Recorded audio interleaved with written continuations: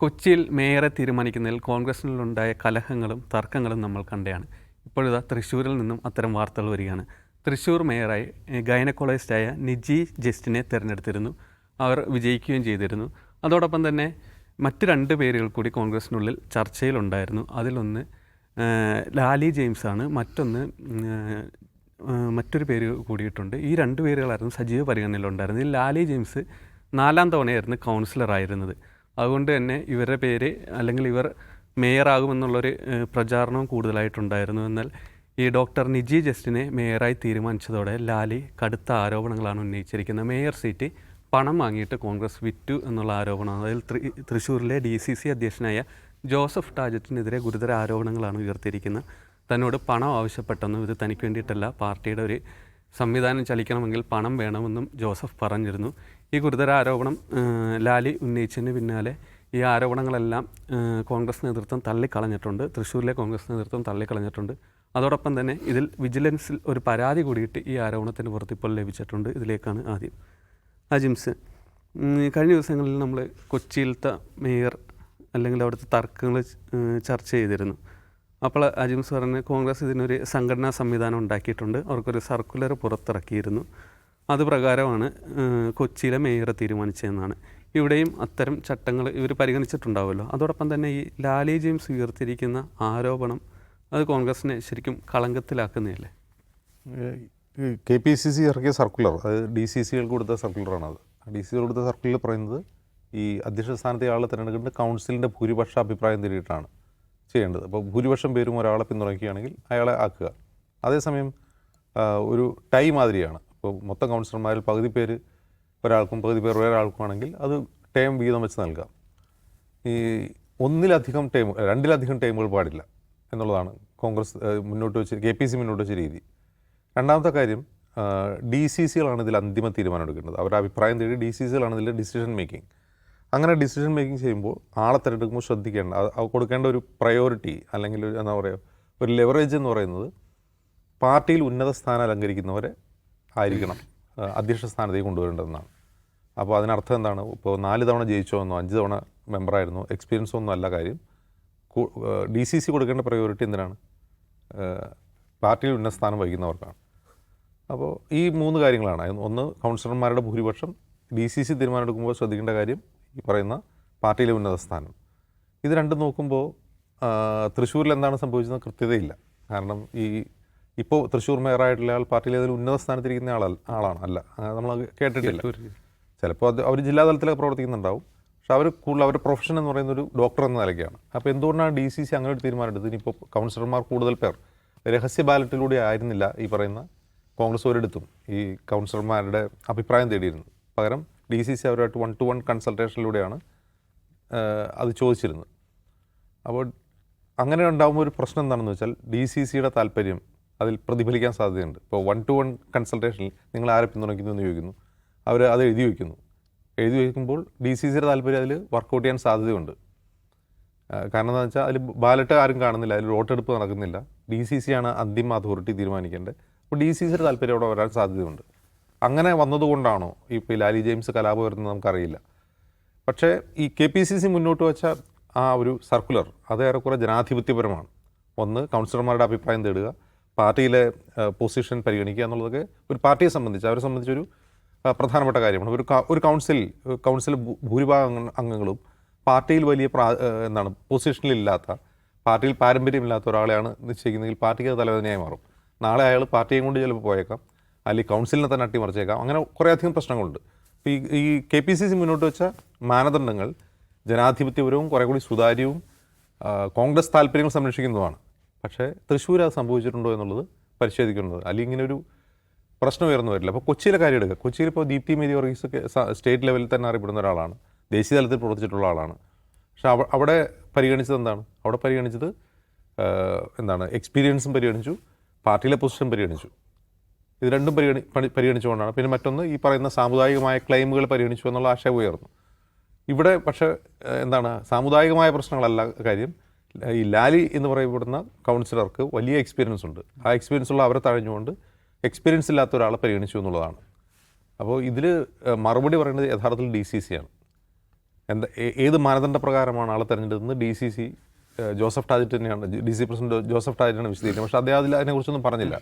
അദ്ദേഹം പറഞ്ഞത് ഈ പണം നൽകിയാണ് ഈ സീറ്റ് കൊടുത്തതെന്നതിനെക്കുറിച്ചുള്ള ലാലിയുടെ ആരോപണത്തിനാണ് മറുപടി പറഞ്ഞത്. ലാലി 4 തവണ ജയിച്ചതാണല്ലോ, അങ്ങനെയാണെങ്കിൽ പണം നൽകിയതിന് തെളിവുണ്ടോ എന്നാണ് തിരിച്ചു ചോദിക്കുന്നത്. പക്ഷേ ഈ തെരഞ്ഞെടുപ്പിൽ തീർച്ചയായിട്ടും എന്താണ്, ഒരു വിഭാഗം ആളുകളുടെയെങ്കിലും അതൃപ്തിയുണ്ട് ഈ തെരഞ്ഞെടുപ്പിൽ എന്നുള്ളത് വ്യക്തമാണ്. അതാണ് ഇപ്പോൾ പുറത്തു വന്നിട്ടുള്ളത്. മറ്റൊരു കാര്യം, ലാലി ആരോപിക്കുന്ന മറ്റൊരു കാര്യം KC വേണുഗോപാൽ പക്ഷത്തെക്കുറിച്ചാണ്. യഥാർത്ഥത്തിൽ അങ്ങനെ ഒരു ഗ്രൂപ്പ് ഉണ്ടോ എന്ന് ചോദിച്ചാൽ, KC വേണുഗോപാലിൻ്റെ എന്നെ പിന്തുണയ്ക്കുന്ന കുറേ അധികം ആളുകൾ സംസ്ഥാനത്ത് പല സ്ഥലങ്ങളിലും എല്ലാ ജില്ലകളിലും ഉണ്ടെന്നുള്ളത് ശരിയാണ്. പക്ഷെ അത് ഗ്രൂപ്പായിട്ട് വർക്ക് ചെയ്യുന്നുണ്ടോ, ആ ഗ്രൂപ്പിൻ്റെ താല്പര്യങ്ങൾ KC Venugopal ACC general secretary എന്ന സ്ഥാനം ഉപയോഗിച്ച് അടിച്ചേൽപ്പിക്കുന്നുണ്ടോ എന്നൊക്കെ പറയേണ്ടത് മറ്റുള്ളവരാണ്, കോൺഗ്രസിലെ തന്നെ മറ്റുള്ളവരാണ്. അങ്ങനെയുണ്ടെങ്കിൽ അത് കോൺഗ്രസിനെ ദുർബലപ്പെടുത്തുന്ന ഒരു നീക്കമായിരിക്കും ഈ വരാൻ പോകുന്ന നിയമസഭാ തെരഞ്ഞെടുപ്പിൽ. കാരണം ഇപ്പോൾ തന്നെ കോൺഗ്രസിനെ കുറിച്ചുള്ള ഏറ്റവും വലിയ ആക്ഷേപം എന്താണ്, മുഖ്യമന്ത്രി സ്ഥാനത്തേക്ക് ഒരുപാട് ആളുകളുണ്ട് എന്നുള്ളതാണ്. അത് ഞങ്ങളുടെ സ്ട്രെങ്ത്താണ് എന്ന് കോൺഗ്രസ് വാദിക്കുമ്പോൾ പോലും അത്തരം ക്ലെയിമുകൾ ജനങ്ങൾക്കിടയിൽ ഉണ്ടാകുന്നൊരു വിപ്രതിപത്തിയുണ്ട്. യുവന്മാർ ജയിച്ചു തുടങ്ങി എന്നുള്ളതാണ്. കാരണം 2001 അസംബ്ലി തെരഞ്ഞെടുപ്പിന് തൊട്ട് മുമ്പ് കോൺഗ്രസിലുണ്ടായിരുന്ന വലിയ ഗ്രൂപ്പ് പോരിനെ കുറിച്ചുള്ള പഴയ ഓർമ്മകൾ മലയാളികളുടെ മനസ്സിലുണ്ട്.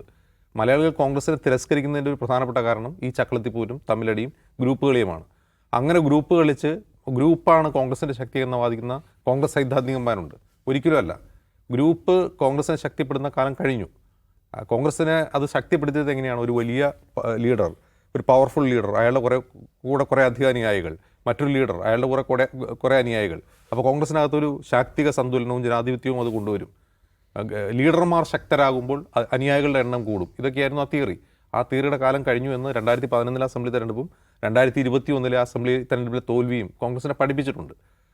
ഒരു സെമി കേഡർ സംവിധാനത്തിലേക്ക് പോകണമെന്ന് K. സുധാകരൻ ആഗ്രഹിച്ചത് പോലും അണികൾ കൊഴിഞ്ഞു പോയിക്കൊണ്ടിരിക്കുന്നു, നേതാക്കന്മാർ മാത്രമുള്ള ഒരു പാർട്ടി അത് മാറുന്നു, നേതാക്കന്മാരുടെ താല്പര്യത്തിന് വേണ്ടി കോൺഗ്രസ് പ്രവർത്തകരുടെ താല്പര്യങ്ങൾ ബലി കഴിക്കുന്നു തുടങ്ങിയ ആക്ഷേപങ്ങൾ പല കോണുകളിൽ നിന്നുണ്ടാവുകയും കോൺഗ്രസ് പാർട്ടി തന്നെ തെരഞ്ഞെടുപ്പുകളിൽ പരാജയപ്പെട്ടുകൊണ്ടിരിക്കുകയും ചെയ്യുന്ന ഒരു സാഹചര്യത്തിലാണ് അതിനെ സെമി കേഡറിലേക്ക് കൊണ്ടുവരണമെന്ന് പറഞ്ഞത്.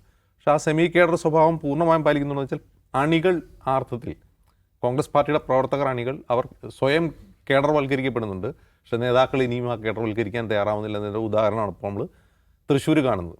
നേതാക്കന്മാർക്ക് ആ കേഡർഷിപ്പ് ഉണ്ടായിരുന്നെങ്കിൽ ഇത്തരത്തിലുള്ള താല്പര്യങ്ങളുടെ പുറത്തുള്ള തെരഞ്ഞെടുപ്പ് നടക്കില്ലായിരുന്നു. അല്ലെങ്കിൽ ഒരു സമവായത്തിലൂടെ എല്ലാവരുടെയും കേട്ടുകൊണ്ട് എല്ലാവരുടെയും താല്പര്യങ്ങൾ പരിഗണിച്ചുകൊണ്ടൊരു തീരുമാനം എടുക്കുമായിരുന്നു. പക്ഷേ ഇങ്ങനൊരു പൊട്ടിത്തെറി വന്നു. ഇപ്പോൾ നമുക്ക് കൊച്ചിയിലെ ഉദാഹരണം എടുക്കാം. കൊച്ചിയിൽ ദീപ്തി മേരി വർഗീസ് മേയറാവുമെന്ന് പലരും പ്രതീക്ഷിച്ചിരുന്നു. കാരണം അവിടെ ഒരു മേയർ സ്ഥാനത്ത് ഉണ്ടായിരുന്നില്ല. അപ്പോൾ ഏറ്റവും സീനിയർ ആയിട്ടുള്ള ലീഡർ നൽകി ദീപ്തി വരും. പക്ഷേ ദീപ്തിയെ തഴഞ്ഞപ്പോൾ ദീപ്തി ഈ തരത്തിലുള്ള ആരോപണമായിട്ട് വന്നില്ല. അവരത് അച്ചടക്കത്തോടെ ആ തീരുമാനം അംഗീകരിക്കുകയും മേയറായി മാറിയ ആളെ അഭിനന്ദിക്കുകയാണ് ചെയ്തത്. പക്ഷേ ഇവിടെ അങ്ങനെയല്ല കാണുന്നതെങ്കിൽ ഒരാൾ നിലവിട്ട് എന്തെങ്കിലും പറയുന്നുണ്ടെങ്കിൽ അതിനർത്ഥം അവിടെ ഒരു അനീതി നടന്നു എന്ന് തന്നെയാണ്. ആ അനീതി നടന്നോ ഇല്ലയോ എന്നുള്ളത് KPCC പരിശോധിക്കട്ടെ.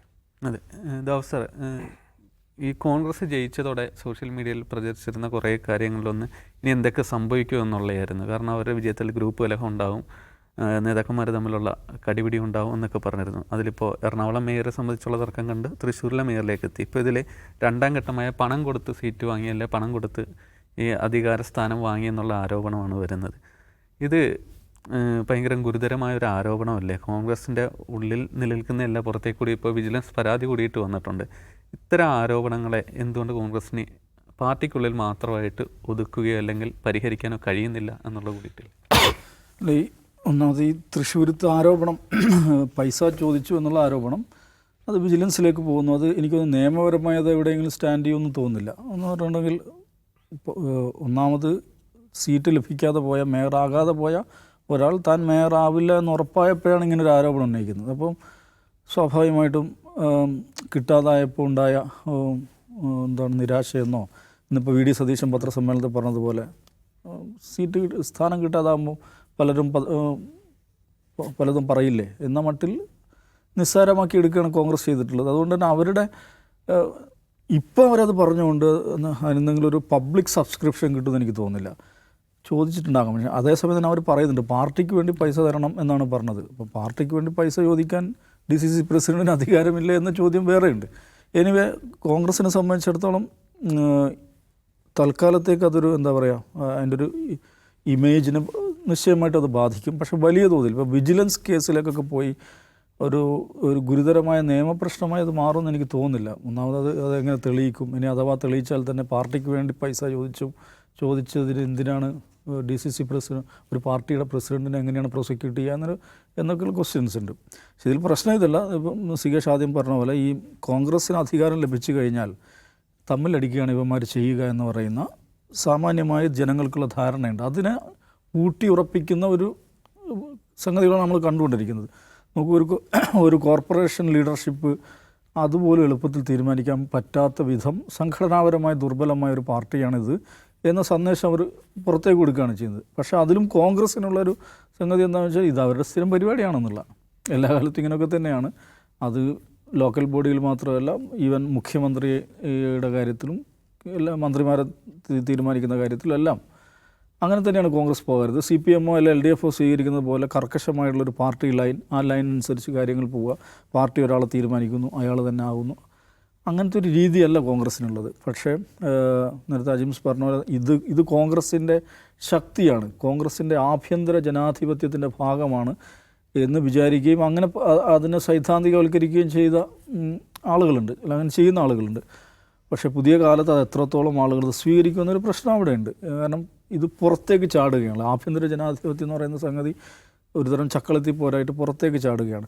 പിന്നെ ഇതിലുള്ള ഒരു ഘടകം എന്ന് പറഞ്ഞിട്ടുണ്ടെങ്കിൽ ഇന്നിപ്പോൾ ലാലി വിൻസെൻ്റ് എന്നല്ല അവരുടെ പേര്, ലാലി ജെയിംസ് അവർ മാധ്യമങ്ങളോട് സംസാരിക്കാൻ പറഞ്ഞ കാര്യമുണ്ട്. KC വേണുഗോപാൽ എന്തിനാണ് ഇവിടുത്തെ ഈ കാര്യത്തിലൊക്കെ ഇടപെടുന്നത് എന്നൊരു ചോദ്യം ചോദിക്കുന്നുണ്ട്. KC വേണുഗോപാൽ എന്ന് പറഞ്ഞാൽ AICCയുടെ ഏറ്റവും പ്രധാനപ്പെട്ട ചുമതലയിൽ, മല്ലികാർജുൻ ഖാർഗെ കഴിഞ്ഞാൽ സംഘടനാപരമായി ഏറ്റവും പ്രധാനപ്പെട്ട ചുമതലയിൽ ഇരിക്കുന്ന ആളാണ്. സംഘടനാ ചുമതലയുള്ള അഖിലേന്ത്യാ ജനറൽ സെക്രട്ടറിയാണ്. അപ്പോൾ അദ്ദേഹം വളരെ ഉയർന്ന പദവിയുള്ള ഒരാളാണ്. അത്തരത്തിലുള്ള ഒരാൾ ഒരു ലോക്കൽ ബോഡിയിലെ നേതൃത്വത്തെ തിരഞ്ഞെടുക്കുന്ന കാര്യത്തിലൊക്കെ ഇടപെട്ടു എന്നുള്ള ഇവരുടെ ഇടപെടുന്നുണ്ടെങ്കിൽ അതും അങ്ങേയറ്റം മോശമായിട്ടുള്ളൊരു സംഘടനാ സംസ്കാരമാണ്. ഇപ്പം അജിംസ് പറഞ്ഞൊരു KC ഗ്രൂപ്പ് എന്ന് പറഞ്ഞൊരു ഗ്രൂപ്പ് ഉണ്ടെന്ന് വെച്ചാൽ അങ്ങനെ ഗ്രൂപ്പില്ലെങ്കിലും ഇത് സർവ്വവ്യാപിയായിട്ടുണ്ട്. ഇങ്ങനെ ഇപ്പോൾ കൊച്ചിയിലെ പ്രശ്നം വന്നപ്പം ദീപ്തി മേരി വർഗീസിന് മേയറാക്കാതിരുന്നപ്പോൾ KC ഗ്രൂപ്പിന് അതിൽ പ്രതിഷേധം ഉണ്ട് എന്നുള്ള നിലക്കാണ് മാധ്യമ വാർത്തകൾ വന്നത്. അപ്പോൾ ഇങ്ങനെ എല്ലായിടത്തും കയറി ഇടപെടുന്ന ഒരു അദൃശ്യ ഗ്രൂപ്പായിട്ട് KC ഗ്രൂപ്പ് എന്ന് പറയുന്ന ഗ്രൂപ്പ് മാറുന്നുണ്ടെങ്കിൽ അത് കോൺഗ്രസിനെ സംബന്ധിച്ചാൽ എഗൈൻ പുതിയൊരു പ്രശ്നമായിരിക്കും. കാരണം ഒന്നാമത്തേത് ഒരു ഗ്രൂപ്പ് കൂടെ വരുന്നു എന്നുള്ളത്, രണ്ടാമത്തെ ഒരു അഖിലേന്ത്യാ ജനറൽ സെക്രട്ടറി ഇത്രയും ലോക്കലായിട്ടുള്ള കാര്യങ്ങളിൽ വരെ ഇടപെടുകയും അതിൽ ആരെ മേയറാക്കണം അല്ല ആക്കരുതെന്ന കാര്യത്തിലൊക്കെ തീരുമാനത്തെ സ്വാധീനിക്കുകയും ചെയ്യുന്നു എന്ന് പറഞ്ഞാൽ അത് ദുർബലമായൊരു സംഘടനാ വ്യവസ്ഥയാണ്. അപ്പോൾ ഇങ്ങനെ ഈ തരത്തിലുള്ള ഗ്രൂപ്പ് കളികളിലൂടെയാണ് ഇവർ അസംബ്ലി തെരഞ്ഞെടുപ്പിന് അഭിമുഖീകരിക്കാൻ പോകുന്നതെങ്കിൽ അവർ പുറത്ത് ജനങ്ങൾക്ക് കൊടുക്കുന്ന ഒരു സന്ദേശം എന്താണ്? ഞങ്ങളൊരു യൂണിഫൈഡ് ഹൗസ് അല്ല എന്ന സന്ദേശമാണ് കൊടുക്കുന്നത്. അത് പാർട്ടിയുടെ പ്രോസ്പെക്ട്സിനെ ഭയങ്കരമായിട്ട് ഡാമേജ് ചെയ്യും. പിന്നെ എഗൈൻ ഇതിനകത്ത് കോൺഗ്രസിനെ സംബന്ധിച്ചിടത്തോളം ഇപ്പോൾ അജിംസ് പറഞ്ഞ ആ സർക്കുലർ പറഞ്ഞ കാര്യങ്ങളുണ്ട്. പാർലമെൻ്ററി പാർട്ടിയിലെ ഭൂരിപക്ഷം, സംഘടനയിലെ നേതൃപദവി എന്ന് മാത്രമല്ല കോൺഗ്രസ്സിന് നിശ്ചയമായിട്ടും ഈ പറയുന്ന സാമുദായികമായിട്ടുള്ള ബാലൻസുകൾ കോൺഗ്രസ്സിന് നോക്കേണ്ടി വരും. ഘടകകക്ഷികളുടെ ആവശ്യങ്ങൾ അത് പരിഗണിക്കേണ്ടി വരും. ഇപ്പോൾ കൊച്ചിയിൽ തന്നെ മുസ്ലിം ലീഗ് ഡെപ്യൂട്ടി മേയർ സീറ്റ് ചോദിച്ചു. മുസ്ലിം ലീഗിനെ പോലത്തെ ഒരു പാർട്ടിക്ക് നിശ്ചയമായിട്ടും ചോദിക്കാൻ അർഹതയുള്ളൊരു സംഗതിയാണ്. അവർ ചോദിച്ചു, പക്ഷേ അവർക്കത് കൊടുക്കാൻ പറ്റിയില്ല. ഘടകകക്ഷികളുടെ ആവശ്യങ്ങൾ ഒരു വശത്തുണ്ട്, സാമുദായിക പ്രാതിനിധ്യം എന്ന് പറയുന്ന സംഗതി ഒരു വശത്തുണ്ട്, ഈ പറയുന്ന ഗ്രൂപ്പ് സമവാക്യങ്ങൾ എന്ന് പറയുന്ന കാര്യമുണ്ട്. പിന്നെ കോൺഗ്രസിൻ്റെ കാര്യത്തിലാകുമ്പോൾ ഇതിനകത്ത് ഇടപെടാൻ ഒരുപാട് പ്ലെയേഴ്സ് ഉണ്ടാവും. അകത്തുള്ള പ്ലെയേഴ്സ് മാത്രമല്ല പുറത്തുള്ള പ്ലെയേഴ്സും ഉണ്ടാവും. ഇപ്പോൾ കൊച്ചിയിലെ ഈ മേയർ തിരഞ്ഞെടുപ്പുമായി ബന്ധപ്പെട്ട ചർച്ചകൾ നടക്കുമ്പോൾ അത് ദീപ്തി മേരീസ് ആണ് ഈ പണിക്ക് ഏറ്റവും യോഗ്യ എന്ന് പറഞ്ഞുകൊണ്ട് കേരളത്തിൽ അറിയപ്പെട്ടൊരു ഹെയ്റ്റ് ട്യൂബർ ചുരുങ്ങിയത് 1/2 ഡസൻ വീഡിയോകൾ ചെയ്തിട്ടുണ്ട്. എന്താ അയാൾക്ക് ഇതിൽ കാര്യം എന്ന് ചോദിച്ചാൽ അങ്ങനെ കോൺഗ്രസിൻ്റെ കാര്യത്തിൽ അങ്ങനെയാണ്. എല്ലാവരും കയറും, അഭിപ്രായം പറയും, പലർക്കും പല താല്പര്യങ്ങളുണ്ടാവും, അതിനുവേണ്ടിയുള്ള ക്യാൻവാസിങ് നടത്തും. പ്രതിപക്ഷ നേതാവ് ഇഫ്താർ മീറ്റിന് ക്ഷണിച്ച ആളാണ് യൂട്യൂബ്. അപ്പോൾ അദ്ദേഹത്തിന് സ്റ്റേക്കുണ്ട്. അങ്ങനെ അതാണ് കോൺഗ്രസിൻ്റെ ഒരു സാധ്യത, അതാണ് കോൺഗ്രസിൻ്റെ ഒരു പ്രശ്നം, അതാണ്. പക്ഷേ ഇതിൽ മുമ്പൊക്കെ ഇപ്പോൾ കരുണാകരനും ആൻ്റണിയൊക്കെ ഉള്ള കാലത്ത് പിന്നെ കരുണാകരനും ആൻ്റണിയും തമ്മിലുള്ള കളികളും ഗ്രൂപ്പ് വരകളൊക്കെ വേറെ നിലക്ക് കാണുകയും ആസ്വദിക്കുകയും ചെയ്യുന്ന ഒരു പബ്ലിക് ഉണ്ടായിരുന്നു. ഇപ്പം അങ്ങനെയല്ല. തലമുറ മാറിയിട്ടുണ്ട്. രാഷ്ട്രീയ സംസ്കാരത്തെക്കുറിച്ചുള്ള ആളുകളുടെ ആ തിങ്കിങ് പാറ്റേൺ തന്നെ മാറിയിട്ടുണ്ട്.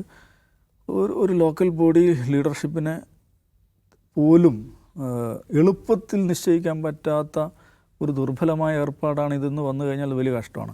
ഒരു കാര്യം മനസ്സിലാക്കേണ്ടത്, ഈ ലോക്കൽ ബോഡി തിരഞ്ഞെടുപ്പ് എന്ന് പറഞ്ഞാലും അതിലെ നേതൃത്വം എന്ന് പറഞ്ഞാലും അതിലെ രാഷ്ട്രീയ സമവാക്യങ്ങളൊക്കെ അതെല്ലാം വ്യത്യസ്തമായിട്ടുള്ള കാര്യമാണ്. നമ്മളിങ്ങനെ സംസാരിക്കുമ്പോൾ തന്നെയാണ് മലപ്പുറം ജില്ലയിലെ ഒരു പഞ്ചായത്തിൽ ഇപ്പോൾ മുസ്ലിം ലീഗിനെ മാറ്റി നിർത്തി കോൺഗ്രസും CPM-ഉം ചേർന്ന് ഭരിക്കുന്നുണ്ട്, പൊന്മുണ്ടം പഞ്ചായത്ത്.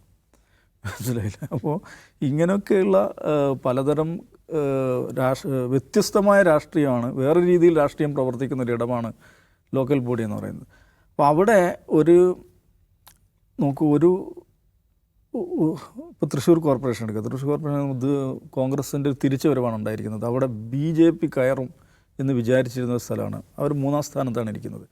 അപ്പോൾ അവിടെ BJP ആണ് കയറിയതെന്ന് വിചാരിക്കുക. BJP ആയിരുന്നു ഈ തൃശ്ശൂർ കോർപ്പറേഷൻ പിടിച്ചിരുന്നു വിചാരിക്കുക. അത് കേരളത്തിൽ തന്നെ ഉണ്ടാക്കുന്ന അതിൻ്റെ ഇമ്പാക്റ്റ് എന്തായിരിക്കും? മൊത്തം കേരളത്തിൻ്റെ ഒരു പെർസെപ്ഷനിൽ ഇലക്ടറൽ സെനാരിയോയിൽ ഉണ്ടാക്കുന്ന ഒരു ഇതെന്തായിരിക്കും? കാരണം തൃശ്ശൂർ കോർപ്പറേഷനിൽ സംഭവിക്കുന്ന കാര്യങ്ങൾ, തൃശ്ശൂർ കോർപ്പറേഷനിലെ നേതൃത്വത്തെ തിരഞ്ഞെടുക്കുന്നതുമായി ബന്ധപ്പെട്ട തർക്കങ്ങൾ അത് അവിടെ മാത്രം നിൽക്കുന്നതല്ല. ഞാനിത് പറയുന്നത് വെച്ചാൽ ലോക്കൽ പൊളിറ്റിക്സ് അല്ലേ, അവിടുത്തെ കാര്യങ്ങളല്ലേ എന്ന് പറഞ്ഞ് നേതൃത്വത്തിന് മാറി നിൽക്കാൻ പറ്റാത്ത വിധം ഓരോ ലൊക്കാലിറ്റിയിലും ഉണ്ടാകുന്ന ചെറിയ ചെറിയ കാര്യങ്ങൾ പോലും വലിയ തോതിലുള്ള വലിയ പൊളിറ്റിക്കൽ ഫോളോ ഔട്ട് അതിനുണ്ടായിക്കൊണ്ടിരിക്കുന്ന ഒരു കാലമാണ്. അപ്പോൾ ശ്രദ്ധിച്ച് കൈകാര്യം, ഹാൻഡിൽ വിത്ത് കെയർ എന്നുള്ളത് വളരെ പ്രധാനപ്പെട്ടാണ്. ആ നിലയിൽ കോൺഗ്രസ് തിരഞ്ഞെടുപ്പിൽ നേടിയിട്ടുള്ള വലിയ വിജയം അതുണ്ടാക്കിയിട്ടുള്ള ഒരു പ്രതിച്ഛായയുണ്ട്, വലിയൊരു ഊർജ്ജമുണ്ട്. അതിനെ തളർത്തുന്ന തരത്തിലാണ് ഇപ്പോൾ ഉണ്ടായിട്ടുള്ള സംഭവവികാസങ്ങൾ കാണാൻ പറ്റും. അതെ, തദ്ദേശ തെരഞ്ഞെടുപ്പിൽ നേടിയ ഈ വലിയ വിജയത്തിൻ്റെ നിറം കെടുത്തുന്നതാണ് കോൺഗ്രസ്സിലുണ്ടാകുന്ന ഇപ്പോഴത്തെ ഈ പ്രശ്നങ്ങളെല്ലാം തന്നെ. അത് ഗുണകരമാവുക LDF-നാണെന്ന് കൂടിയിട്ട് കോൺഗ്രസ് ഓർക്കേണ്ടതുണ്ട്.